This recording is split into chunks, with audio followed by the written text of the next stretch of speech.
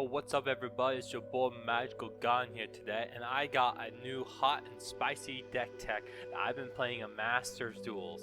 So, I'm presenting you Traptrix with Eldlich Splash. So, I guess we'll go from card to card. Our first cards we're running is Maxi. It's kind of a staple in the format. You just play it and then your opponent either needs to kill you on that turn if they're going to commit to it, or they just pass their turn, which allows you to set up. You can also run Yugioh as well, and so there's a few cards you can interchange and stuff, just depending on like what your matchups are and stuff. This is just for what I've been facing, so you know, each person has their own personal meta, it feels like. Our next three cards we're running is Ash Blossom. You know, very powerful card. It allows us to stop opponents from searching, especially summoning from deck or sending from deck to graveyard, which is really good in this format. We got our first Traptrix card, Mermerlo. Mermerlo is very powerful. A lot of them are not affected by whole normal trap cards, so if you face a mirror, then it's kind of weird. But pretty much what she does is allows you to add a trap card that says hole in the name to your hand, and if it's special summon, you can pop a back row, which actually happens a lot from Sarah, so you have some back row removal. We're running 2 Diana because it allows us to bring another Traptrix from the graveyard to make a rank 4 play, or we can reset our whole card from the graveyard to the field but get banished in the end phase, and then we can use Eldlich to send that temporary trap to the field to the graveyard to bring him out. We got 3 Mantis. Mantis is like our Stratos, or like pretty much draw a card. Another Traptrix allows us to keep filtering through her deck, keep getting resources. She's very powerful, and also she can protect your traps and spells. They're to be popped by back row with her quick effect, which allows to send traps and spells from the field to your hand. We got our combo piece, Peril Exceed. Pretty much allows you to do all your plays in this deck. This is, if you have one of them, it's really good. You only draw 2, but pretty much is if you link summon to one of those arrows, you can special summon him from your hand to one of the arrows that is pointing. He becomes level 4, which is perfect in 1000 attack and 1000 defense. Special summon another copy from the deck onto the field, and then you can make your rank 4 play, or you can go into other links and stuff if need be. Now we got Eldlich, which is the last of our monsters. He's really powerful. I feel like it's really helped the deck to have another win condition if like your opponent has a way to get your extra deck monsters, or you know they've dealt with your extra deck monsters, or you're just not able to make them. You get Eldlich, who just keeps coming back. Like if you draw some dead cards, you know, like if you draw your Phantom Knight trap card later in the game, it's pretty much a dead card, so you can just send that to the graveyard or from your hand and pop things and stuff. So very powerful. He's a really good win condition. You also can go into our rank 10s as well, our 2 rank 10s with gain 2 on them if need be. For the spell, we're just running 2 spells. We're running Raigeki, really powerful. You can also run Harpy's Feather Duster if you're facing a lot of back row decks. That's up to you as well. There's a few cards you can change and stuff, but this is just what I'm running as well. Trying to also be kind of budget, you know. I mean, okay, as I say, 9 ultra rares in the main deck, but you know those are like staples. And then we're also running Double or Nothing for the Utopia combo, which actually comes up a lot. You'd be surprised, like if someone leaves attack position like at 2,000 or something, and they don't have any negates, or you bought 3 of the negates, you can hit them for 10,000 damage as long as they have a 2,000 attack or less. Monster in the field, you're able to one-shot them. I got 3 Torrential Tributes, really powerful in this format. You can turn up one with Traptrix, but it allows your opponent to just commit and then blow up all their monsters. Very powerful card in this format, since everyone's special summoning and stuff and vomiting their hand. We got 1 Bombless Trap Pull here that we can tutor up with our Sarahs or grab with Mermerlo. It's still a good card. It's good to get rid of their starter cards if they like play a card as their first one. You can just Bombless Trap Pull so they can't do anything else, or if they go into a link, you can get rid of that as well. We got another Traptrix as well that we can tutor up with our Traptrix cards. When your opponent special summons a monster, you can activate their effect. You can negate that and destroy the card. So everyone special summons and everyone activates the effect. So this really good extra deck monsters and stuff. So it's just a one-off that we can tutor up if we're facing against like some Link Claiming deck or Synchro deck or whatever. We got 3 Phantom Knights trap cards. Phantom Knights of the Shade or Floodgate. I never knew that. I never read that far. Reading's hard, right? This is a combo piece as well. This is really good going first. After going first, it's pretty much a dead card. That's why we have Eldlich to get rid of those extra copies and bring out a big beater.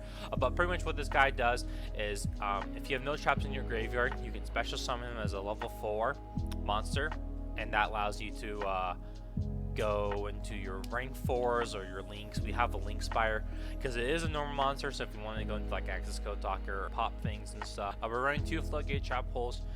We can search them as well. Traptrix, since we have 2, but floodgate is really good. You just turn their monster face down and you just worry about it later when you're ready to win the game.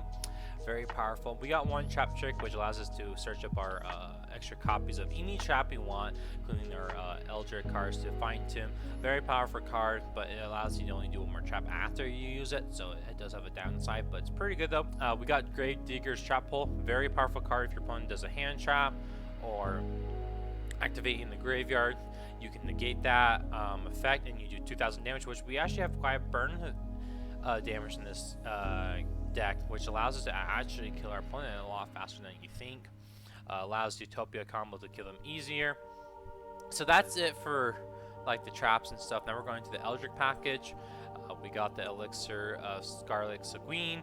Pretty much allows you to special summon a zombie monster from your deck or graveyard. What's really good about this is the second ability, where you can banish it to set a card from the Golden Land trap from your deck to the field. And what's so good about that, it allows us to trigger Sarah's trap ability if you activate a normal trap on our turn. That's usually the most difficult part of that first ability, so that allows us to actually get Traptrix, and then you use the Traptrix ability to set a whole card from your deck to the field. So a very powerful combination there. And then we got our 2 Golden Lands Forever, which is pretty much an Omnigate. As long as you have Eldritch monster on the field, it can kind of be bricky, but if you do draw the second copy and you haven't you already set the first copy, you can just send with Eldritch, so you can get rid of those garnets and stuff. Now onto the extra deck. We got Utopia. Part of a Utopia Dumbo combo allows us to pretty much hit for 10,000 damage on a monster. Allows us to win the game. We can easily make reinforce in this deck. That's why I usually want to go first with this deck, because we can set our traps. We can make trap checks for Lisa, which allows us to give another trap of any situation. Very hard to deal with, so she's very good. If your opponent has a face down monster, or we need to hit them for some burn damage, we can actually go into Dreadnought, kill a monster. Since 2200 attack isn't the most, but it's decent enough to actually get ability where if you destroy a monster by battle, you can XYZ a level 10 or higher machine monster on top of it. So what we can do is we can go into Super Dreadnought Rail Cannon, hit for 2000 damage, detach material, and then we can go on top of that Super Dreadnought Rail Canyon, which allows us to pretty much have a big giant beater. Once per turn, you can detach 1 material from this card. Against 2000 attack and defense for the rest of the turn. We don't get to layer attack with him, but you can make additional attacks on monsters equal to the number of materials he has. So generally that will be like either 1 or 2, so you can hit 2. We also can go into Super Dreadnought Adora. I have a personal feeling for him. I like him. He's one of my favorite cards for XYZ, so a little pet favorite in here. But pretty much is you can detach material, target himself, and he's unaffected by all card effects, so he's really hard to deal with. The only way for your opponent to really deal with it is Kaiju's. We got our Traptrix Armuras. She's okay. She's good against trap decks, so that's what her strength is. You can detach 2 materials from her and then give it their Traptrix with a special summon ability. Like if you have a Mermail on the field and there are Traptrix, you can overlay them, detach, and then special summon their 1 from your graveyard to get the pop row effect. But normally she allows you to just get extra damage. I don't really get the opponent's monster leave the field because of the card effect. That ability doesn't really come up too much. Usually we have other things to do, so, but she's situational. She's pretty nice. It does sometimes come up, so I like that. Then we've got our rank 10s. We can actually make with Eldritch, so if our opponent's ever low from damage, we can just make a level 10 with them, because you normally do get 2 on the field pretty consistently, hit for 2000, or make Dora, or we can go into Rail Canyon and hit for a lot of damage that turn. We also got Zeus that we can make with our Super Dreadnought's ability, which normally you don't want to do. Normally you want to go into like maybe Maurus and then use Zeus, or we can go into Utopia, and then if we drew do the double or nothing, and then go into Zeus. Zeus is very powerful. It's like a board clear. You attach 2 materials from him at quick effect, send all other cards from the field to the graveyard. So, and then once per turn, if another card is destroyed or by battle or a card effect, you can attach 1 material from your deck, hand, or extra deck to him as material. So pretty good card. We got Link Spire. I'm not sure if I want to put Unicorn in here, Nightmare Unicorn, and it's up to you. I don't feel like a lot of times it does come up with the Phantom Knight into Access Code Talker, but you know, up to you though. Link Spire is a free card, so it's kind of budget friendly a bit. We got our main Link edition, Sarah. She's always, you're gonna go into her every single game. I'm only running 2 because I feel like 3 is just extra. Like 1, a lot of times she may die, but then the second one comes up and it's by then the game's over usually. But pretty much she's affected by all trap effects, so you can actually sit on her while your opponent makes plays and then actually turn into a tribute and she will live, which is awesome. Pretty much if a normal trap card is activated, you can special summon 1 Traptrix monster from your deck with different names than the cards you control, which usually doesn't happen. So it's pretty much just a tutor of a Traptrix from your deck, special summon them, get their special summon effect, and then if you use your Traptrix monster effect, you can set 1 hole from your deck onto the field. So a lot of times you get Marmelo, pop a back row, set a card, so that's plus a lot of advantage. And we also have Nightmare Phoenix just to pop back row and stuff. Discard our extra cards we don't need. Sometimes you can kill Link Nightmare Phoenix if you have a Curler, which she doesn't really come up too much. This is very, very situational. I might cut her for Nightmare Phoenix, but I still want to try her out. She's pretty cool. But pretty much if you activate a whole number card, you can just set it instead, and then in the end of your turn, you can just get another Traptrix monster. So she allows you to like build advantage without doing anything, which is pretty nice in like long grindy matches. And then we have one of our other win conditions. Access Code Talker pretty much allows you to make a big beater, you know, and then you can banish Link monsters from your graveyard to pop your opponent's cards. It's really strong. It does come up quite a bit and stuff. So, but this is what I've been running. Thank you guys for watching. If you do like these kind of deck techs, which I might be making more in the future because I'm on the Yugioh hype train right now, so I have some other spicy meme decks in the, I guess, pool. So if you guys do like that, please subscribe, please like, please comment. It just tells me mostly that you guys like what I'm doing. So until next time, you guys take care.